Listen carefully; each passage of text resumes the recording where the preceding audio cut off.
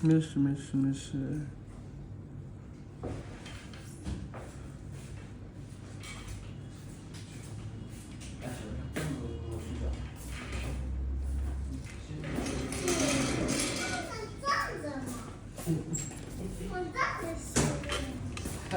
你在哪能站着去啊？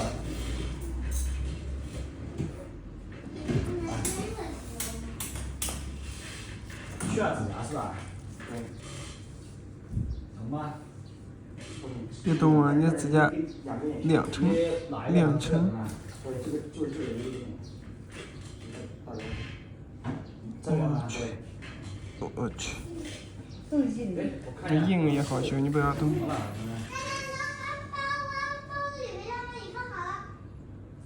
这个有点肿了呀，对，有一点点。你这我们这边修，你这个属于甲沟炎了。我这个其实甲状腺的都不用修，就修了2个大小。我知道，但是你这个肿了，我们这边没肿的话，随便你收嘛，无所谓。我要跟你说清楚，肿的是100，没肿就30。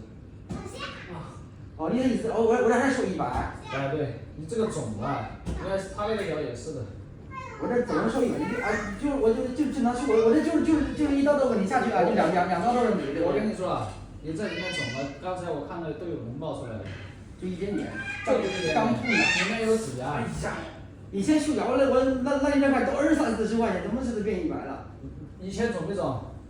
以前也有一点点，是有一点疼，但是它没肿啊。谁肿不肿无所谓。你这个肿了，对不对？确实肿了，你这个。修的话就是我可以给你便宜一点，80，但是你如果再少，我没办法修。你这有点贵，知道吧？我不是，人家那个都是一样的。朋友的店就修40块钱、30块钱，我这保利就修惯了。哎，你们用保利去说到这么说啊，我就不修了。那不行我就穿袜子了。然后我给脚擦一下呗。对不对？你给修了嘛，擦一下就好了。你这样说我没办法跟你修了，是不是？对不对？我要挣点手艺钱。哎，我知道你挣手艺钱，我这其实不难，我知道吧？我经常修掉。